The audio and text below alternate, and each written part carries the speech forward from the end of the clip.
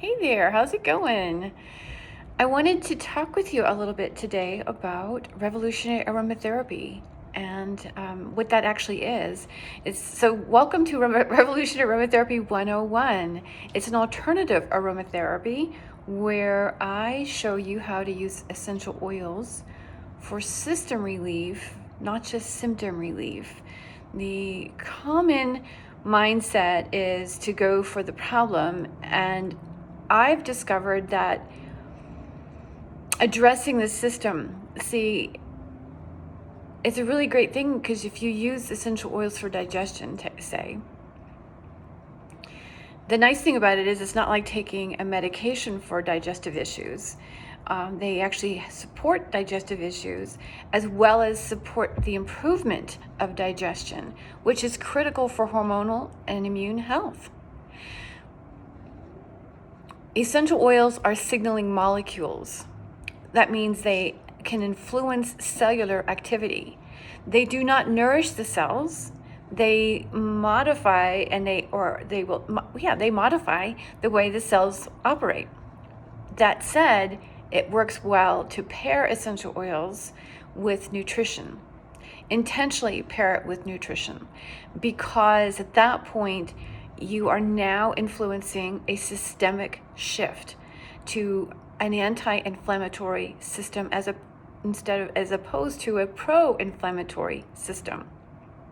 I recently wrote a blog post about the use of acetylcholine in the body. I've been talking about this quite a bit on Clubhouse. Acetylcholine we know to be a neurotransmitter. We don't ever think of it as an inflammatory chemical, and yet it is. Depending on what's going on in the system, acetylcholine activates the autonomic nervous system. It signals the stress response, the fight or flight.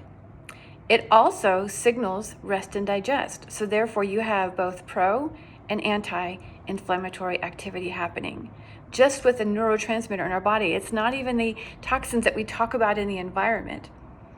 And that brings me to the next point of revolutionary aromatherapy.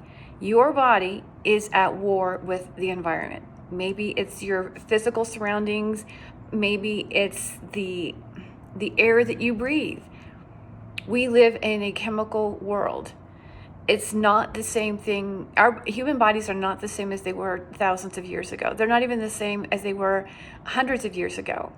There's been a evolution genetically. I mean, initially human species only had one type of opioid receptor. We now have 4. So there's been adaptations along the way, and these adaptations are in response. They're actually in response to stressors. Okay, the reason why we developed additional opioid receptors is for pair bonding. Just think about that for a minute. It was like this. It was the way to promote the survival of the species. This is why, or this is how. And this is why the human body actually adapts for the preservation of the species. We can say this throughout nature. Nature preserves itself to the best of its ability, and stressors are what make that happen. So stressors are not bad. It's our reaction and our interpretations of them. Now that said, we do have a world of chemicals that are not in our best interest. They are not promoting a healthy environment inside. And with that, your body is literally on high alert. I'm imagining like when I can hear like war sirens going off, right? Air combat sirens going off in the background. Not literally, but you know what I'm saying. It's that kind of thing, what we've got going on. And the only way to disrupt the chemical infusion that you're experiencing, albeit air, liquids, the things that you consume, the things that you put on your body, and again, even your physical surroundings. Because of that, the only way to disrupt that, because that is disrupting your system. Let me just clarify that. There's 45 million chemicals being produced around the world by man. 70,000 of them are in fact confirmed endocrine disruptors. That means they influence hormonal activity. And this all came into existence after the Black Plague. And that's important because during the Black Plague, it's been identified that the human immune system significantly altered itself without the influence of man to survive. So that said, the only way we are going, it's like they say, fight fire with fire. The only way we're going to be able to combat, if you will, I don't like that term, but the only way we're going to overcome and rise above and win the war against this chemical disruption is with the use of chemicals. And by the chemicals, I'm talking about essential oils. This is not, it's not food, it's not herbs.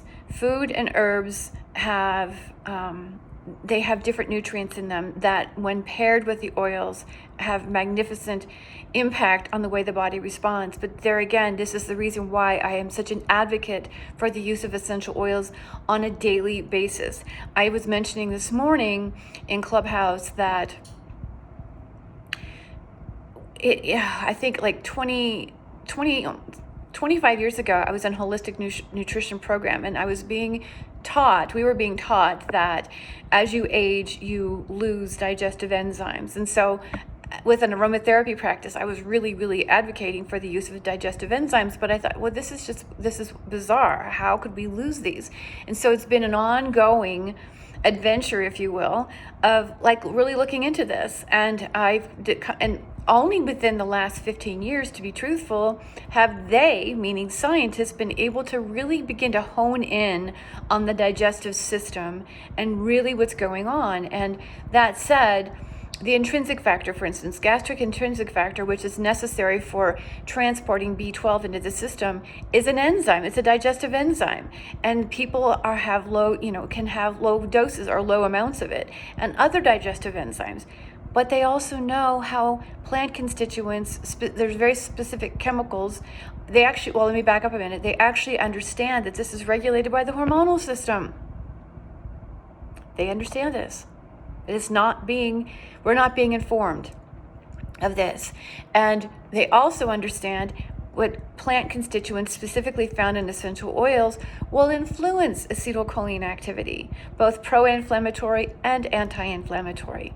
They understand that, and acetylcholine is indicated in the production of digestive enzymes. So with that in mind, and if you want to know, if you question that, which I don't blame you, I applaud you for questioning that, it's fair to say that that's exactly why we have medications. The medications are modeled after the actions of these chemicals that oils have. So the only way to disrupt the chemical disruption is through the use of these kinds of chemicals, these natural chemicals that will improve the way we produce digestive enzymes, help regulate autonomic activity so that we can actually digest our food properly, to maintain balance in our hormonal system and really begin to produce anti-inflammatory hormones. My arm's beginning to shake. I'm having to hold this up because I'm in a strange place right now. So anyway, with that said, the importance to that is the more we are able to produce these enzymes, the easier it is for us to break down our proteins, the more accessible they are for helping our bodies produce collagen, which is not only necessary for skin health, it's important for eye health and nails and bones, among other things. We need protein for every enzymatic process in our system, but when that's not happening, we develop inflammation, and that inflammation turns into some form of degenerative illness that we can actually prevent, and that's where revolutionary aromatherapy comes in. So I do have a masterclass that's free. It's 3.5 hours of pre-recorded video along with a lot of handouts that you're welcome to message me on, to DM me and say you want it. It's called Breaking the Cycle of Disease Management. It is an introductory process to where I am today with regards to how I teach about oils. And if you also would be interested in a private consult, comprehensive consult, no cost to you, to get your customized formulations where I would actually tell you which oils that would be best for your system, message me or just give me a heart down below and I will set you up with an appointment. All right. Thanks for watching.